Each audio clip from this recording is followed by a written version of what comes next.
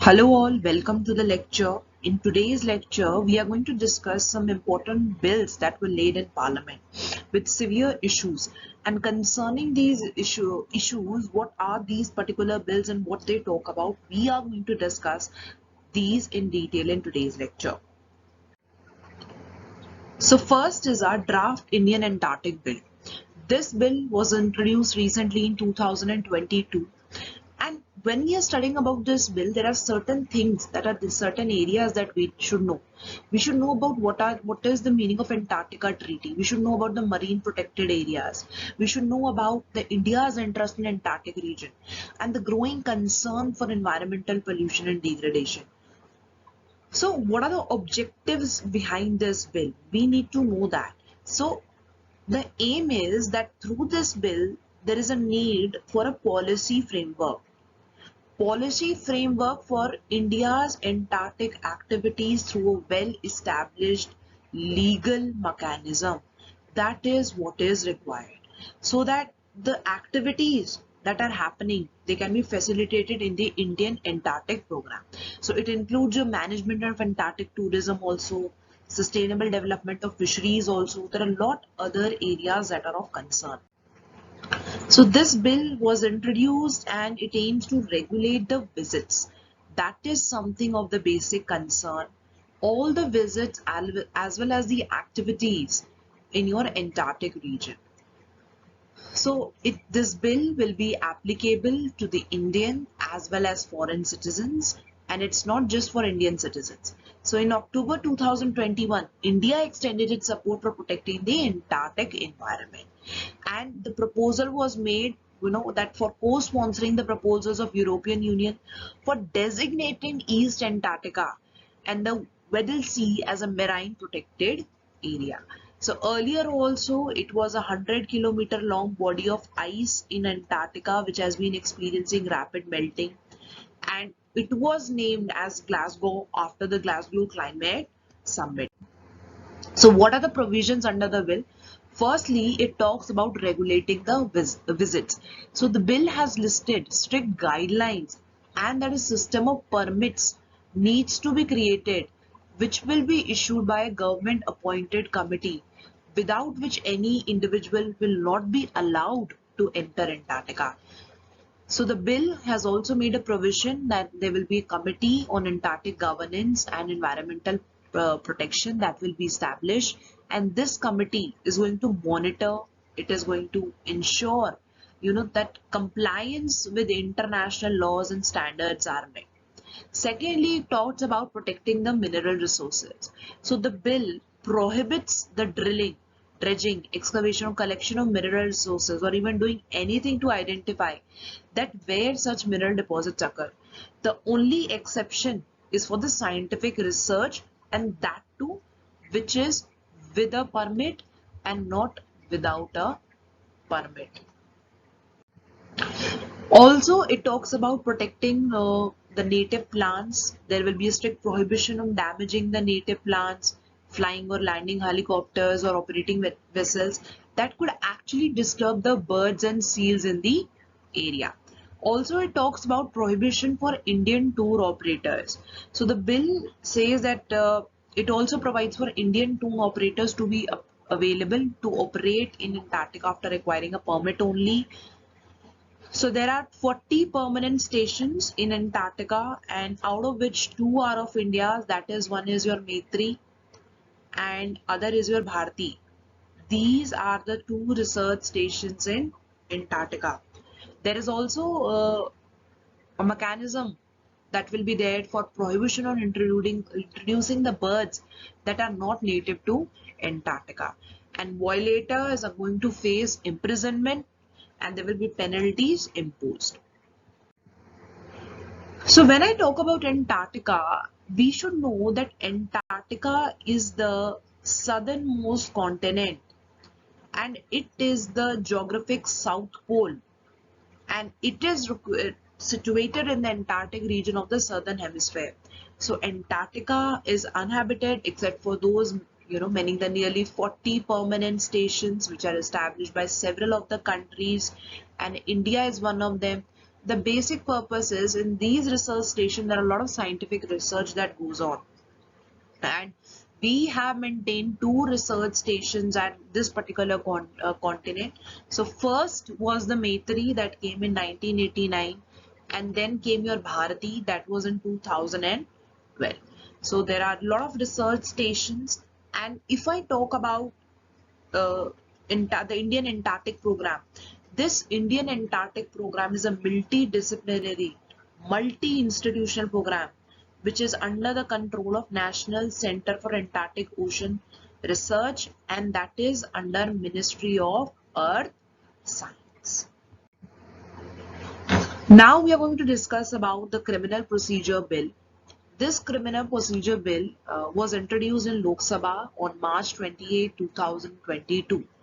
What are the aims of this bill? So this particular bill, it seeks to replace the Identification of Prisoners Act of 1920.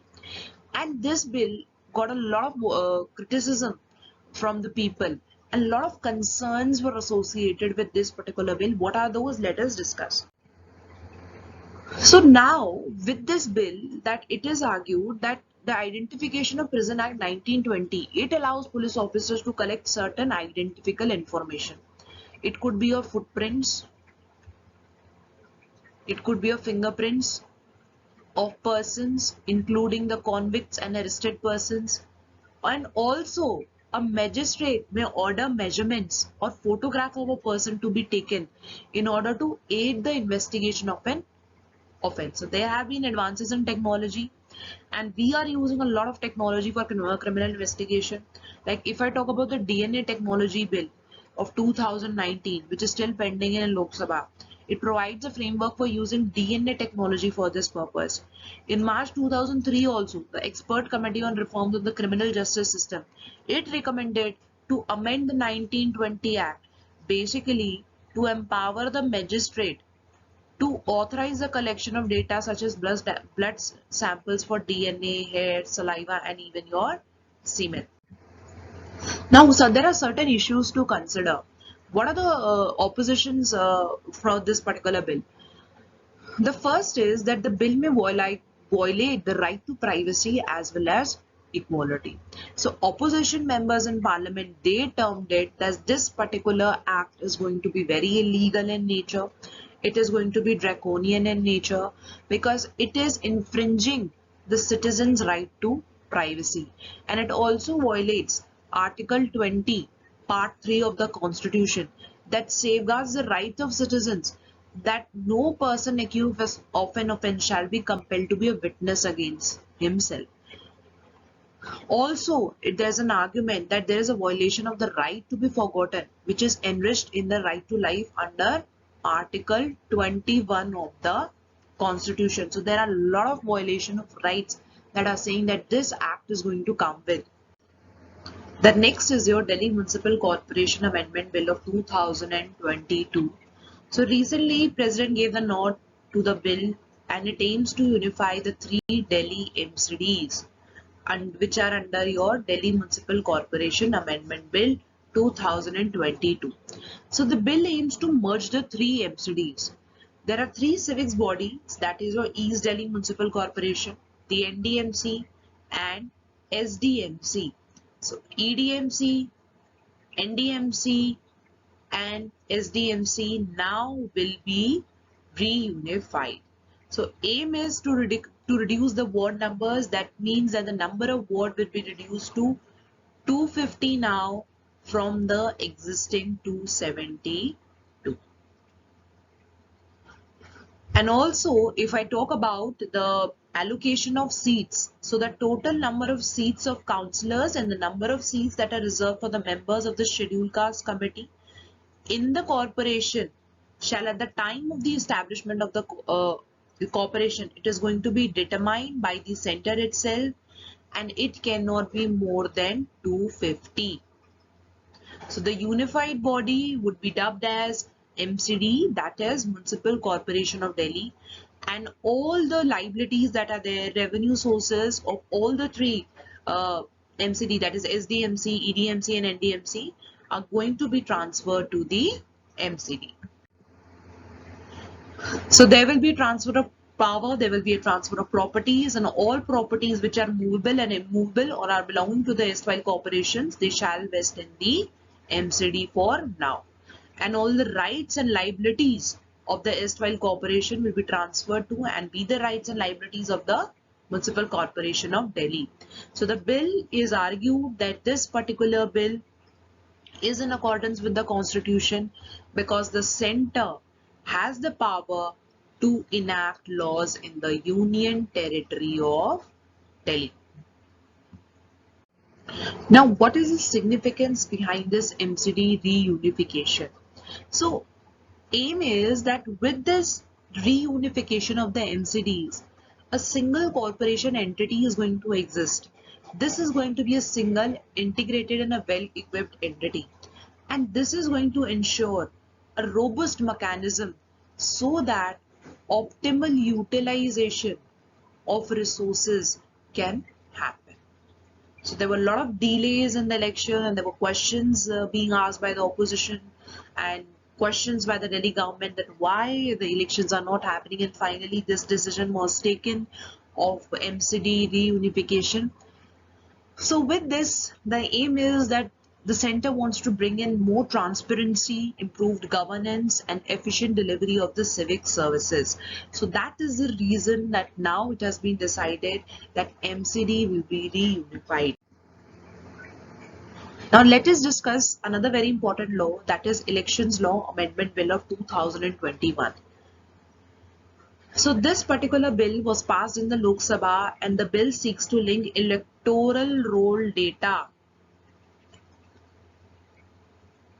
and your voter ID cards, these two things, with your Aadhaar ecosystem.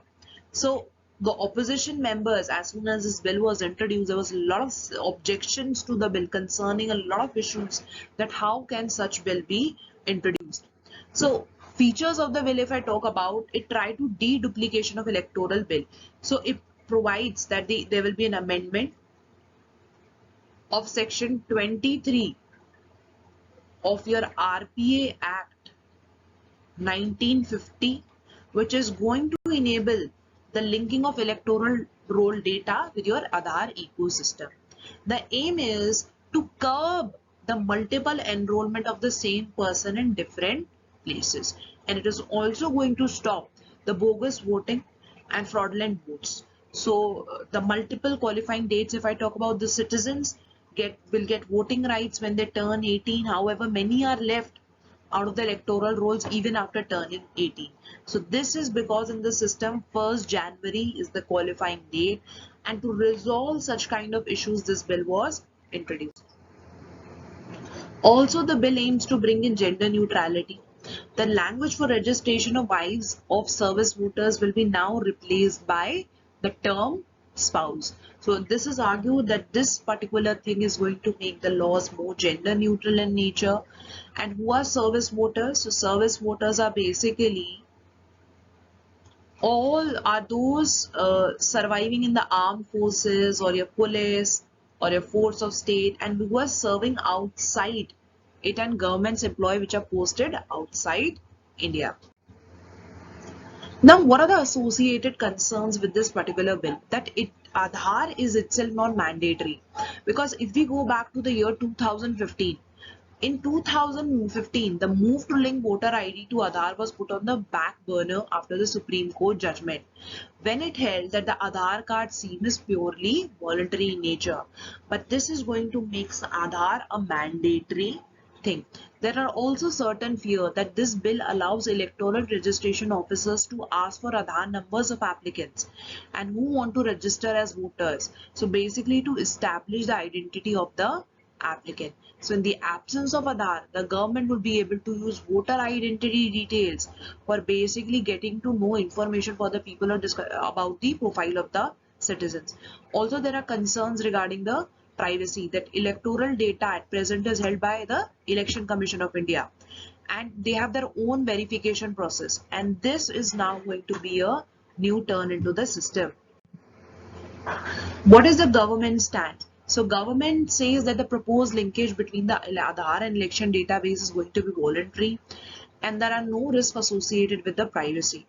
But there are a lot of concerns that are associated with this particular bill. And the thing is that there is a need for comprehensive legislation.